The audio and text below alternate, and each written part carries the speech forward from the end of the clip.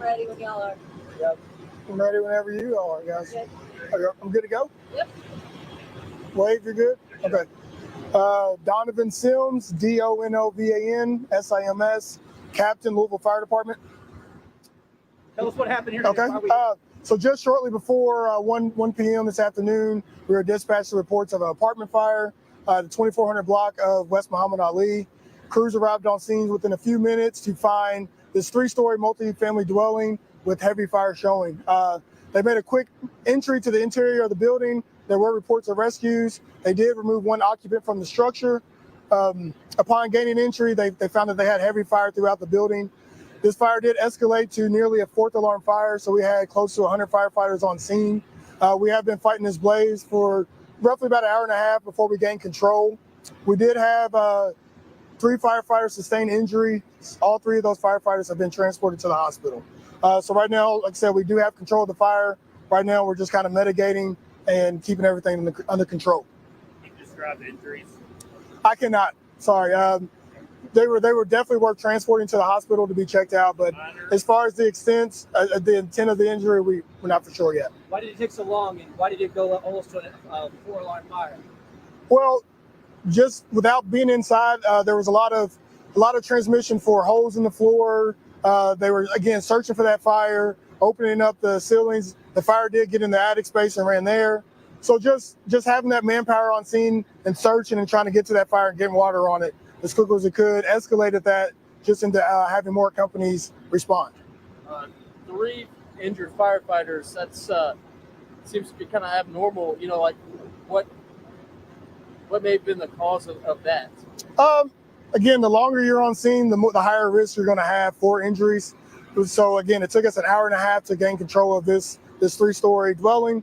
And with, like, as I said, with the transmissions of holes in the floor, that fire is burning, everything's getting hot, your floor is giving away, your stairwells are giving away. Again, and being inside there, I know you guys seen a lot of that smoke coming out. The visibility's low, and accidents can tend to happen. Does this have anything, parallel with the school being so close that you don't have to notify them? Yeah, so the school did evacuate the kids. Everybody was safe there. They set up a few staging areas to put them in. I think they used some of the local churches here, and we just got notification that they gave that call out to parents to know where they're staged at so they can come get their kids. But nothing was a hazard to them other than the smoke getting into the building. Any idea how many residents are displaced? As of right now, we don't have a total head count. We will be using Red Cross to assist any occupants that need that assistance. How happy are you all that it didn't spread to the left of your next building? Oh, you're always happy. As you've seen the winds, they was pushing, and those wind-driven fires can catch on really quickly. So for our crews to be able to get here and be able to control wind-driven fire was excellent. Good job for them. When you all hit the call alarm to say we're bumping this to a 3, how far did everybody come in? Where were the other districts? Was it just Louisville, or was the St. Matthews Fire Department came there away? So it was just the Louisville Fire Department, but we did have St. Matthews EMS was on scene. They did a great job, not only helping with patient care, but also helping change out bottles, carry empty bottles back, bring full bottles to the scene.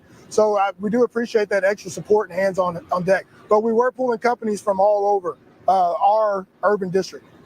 How long will you all be on scene for this fire, or are there any hot spots you need to put down?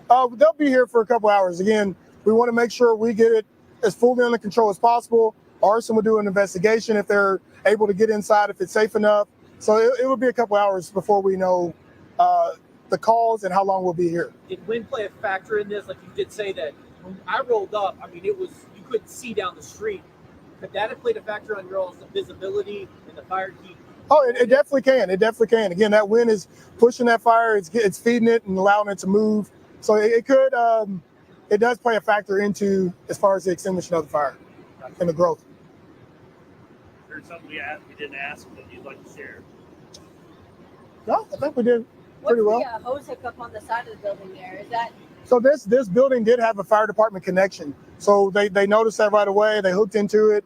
It looked like it kind of burst over time. Just, again, it's an older building, so it's probably not as, up to date, but it's pretty cool that it had that. So is that a way for you all to feed a sprinkler system? Mm-hmm. Okay. Yes. Yeah.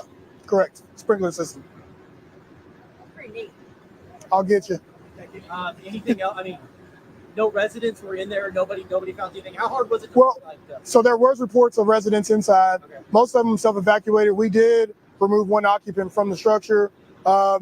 His extent of injuries seemed to be okay, but he did get checked out by EMS on scene, but he wasn't transported. And there was a resident that was transported as well, though? No, just 3 firefighters were transported. Okay.